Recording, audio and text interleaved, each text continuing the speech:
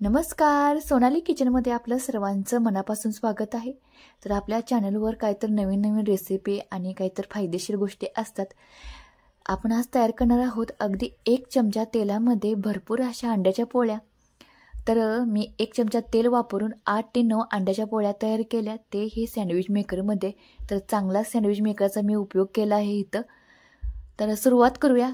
एका वाटीमध्ये 1 अंडं फोडून घेतलं आहे, त्यामध्ये कोथिंबीर, मिरची, टमाटर आणि कांदा। तर कांदा आणि टमाटर तुम्हाला आवडत नसेल तर ते स्किप करू शकता तुम्ही। तर त्यामध्ये घातले आहे मीठ, चवीपुरतं घालायचं। लाल तिखट, घरगुती लाल तिखटाचा वापर केला आहे, त्यामुळे छान टेस्ट येते। धना पावडर आणि थोडीशी चिली फ्लेक्स आणि हे सर्व घालून थोडीशी कसुरी मेथी घालून हे सर्व मिक्स करून घ्यायचं। अगदी आपण अंड्याची पोळी तव्यामध्ये ज्या पद्धतीने तयार करतो त्या पद्धतीनेच ह्या सँडविच मेकरमध्ये सेम तशीच होते। तर अगदी थोड्या तेलामध्ये मस्त अशा अंड्याच्या पोळ्या तयार होतात। पहिल्या बॅचलाच जेवढं मी तेल लावलं होतं तेवढंच तेल मी शेवटच्या बॅचला सुद्धा लावलं होतं, म्हणजे प्रत्येकी एका चमच्यामध्ये सर्व अंड्याच्या पोळ्या तयार झाल्या होत्या। तर बघा, पहिले बॅच लावताना थोडंसं जास्त तेल लावावं लागतं। तर 1 चमचा तेल घातलं होतं आणि त्या चमच्यामध्येच 8 ते 9 अंड्याच्या पोळ्या केल्या आहेत आणि सर्व बॅटर आपल्या सँडविच मेकरमध्ये घालून घ्यायचं आणि वर थोडीशी मिरी पावडर घालून घेतली आहे, म्हणजे खूप छान टेस्ट लागते ह्या अंड्याच्या पोळीला।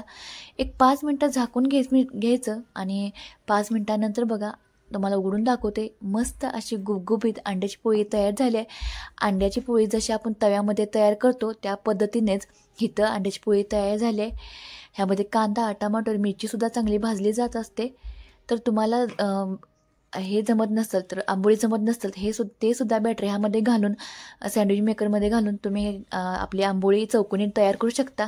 तर गोल किंवा वाकडी तिकडे अंड्याची पोळी खाऊन तुम्हाला कंटाळा आला असेल तर ही चौकोनी अंड्याची पोळी नक्की ट्राय करून बघा। आणि कमी तेलातली अतिशय ज्यांना कोलेस्ट्रॉलचा वगैरे प्रॉब्लेम असेल तर त्यांनी सँडविच मेकरमध्ये अगदी थोड्या तेलामध्ये अंड्याच्या पोळ्या किंवा करून खाल्लं तरी चालतील। तर अशाच पद्धतीने तुम्हाला अंड्याच्या पोळ्या करून दाखवत आहोत। गुबगुबीत पण होतात आणि भाजतात पण चांगल्या। आणि हे बघा, कांदा, टमाटर तुम्हाला आवडत नसेल तर त्या वस्तूसुद्धा तुम्ही स्किप करू शकता। तर ह्यातील कोणत्याही वस्तू तुम्ही बिन लाल तिखटाच्या सुद्धा अंड्याची पोळी तयार करू शकता। तर इथं बघा, मस्त अशा आपल्या अंड्याच्या पोळ्या तयार होत आहेत। जशा तव्यामध्ये होतात त्याच पद्धतीनं तुम्ही अंड्याची पोळी अशीच खाऊ शकता किंवा चपाती किंवा भाकरीवर सुद्धा छान लागते। तर तेलसुद्धा बघा किती शिल्लक राहिलं आहे। 1 चमचाच तेल घेतलं होतं, त्यातलं सुद्धा अजून तेल शिल्लक आहे आणि तेलाची जास्त गरज नाही इथं। तर ही शेवटच्या अंड्याची पोळ्या 8 ते 9 अंड्याच्या पोळ्या मी अशाच पद्धतीने तयार केल्या आहेत। माझी व्हिडिओ बघायला तुम्हाला आवडत असेल तर माझ्या चॅनलला लाईक करा, शेअर करा आणि सबस्क्राईब मात्र करायला अजिबात विसरू नका। धन्यवाद।